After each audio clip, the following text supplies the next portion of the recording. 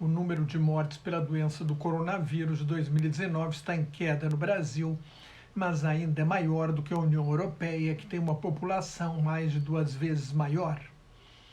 De 1º a 17 de outubro, o Brasil registrou cerca de 10.700 mortes e a União Europeia 9.100. Mesmo contando o Reino Unido, que deixou o bloco europeu, houve mais mortes no Brasil.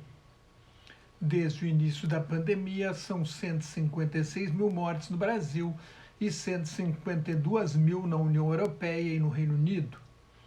Nesta quinta-feira, houve mais 503 mortes e mais de 25 mil casos novos no Brasil, elevando o total de casos confirmados para 5.525.000. No mundo inteiro, já são mais de 41.515.000 diagnósticos de Covid-19 e 1.134.000 mortes. Mais de 31 milhões de pacientes foram curados, 9.600.000 estão em tratamento com casos suaves e 75.083 estão no estado grave. Os Estados Unidos poderiam ter evitado de 130 a 210 mil mortes, afirma um estudo da Universidade de Colômbia que comparou o impacto da pandemia em relação com o que aconteceu na Alemanha, na Austrália, no Canadá, na Coreia do Sul e na França. Os Estados Unidos se aproximam de 223 mil mortes e tem mais de 8.300.000 casos confirmados.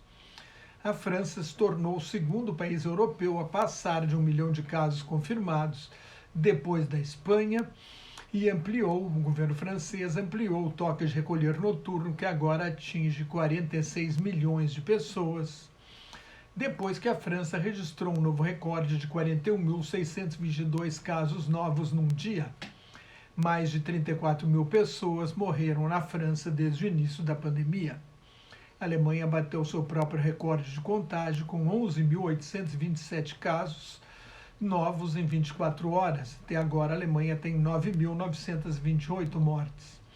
A Itália bateu um novo recorde de casos num dia também, 16.079. A Itália lamenta quase 37 mil mortes, como na primeira onda. A Lombardia, a região mais afetada. A Holanda notificou um novo recorde de 9.271 casos novos num dia. A Croácia, a Eslovênia e a Bósnia, 3 ex-repúblicas da Iugoslávia, também bateram recordes. O mesmo aconteceu na Dinamarca. O maior número de contágios lá num dia, 760. A Suécia, que nunca impôs o confinamento, vai limitar a 50 o número de pessoas em boates. A Grécia impôs um toque de recolher noturno de 00:30 às 5 da manhã nas regiões de maior incidência do coronavírus, inclusive na capital, Atenas.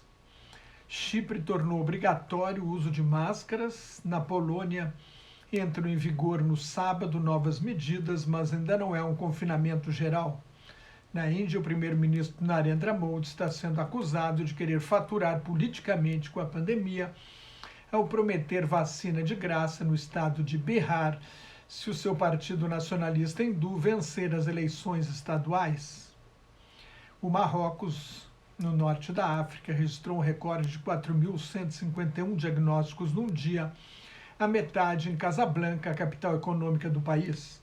Na Etiópia, quem violar deliberadamente as medidas de segurança, que inclui o uso de máscaras em público, limite de 3 pessoas por mesa e manter uma distância mínima de 2 metros, e a proibição de apertar as mãos de outras pessoas, estará sujeita até à prisão. O segundo país mais populoso da África, a Etiópia, registra mais de 91 mil casos e 1.384 mortes.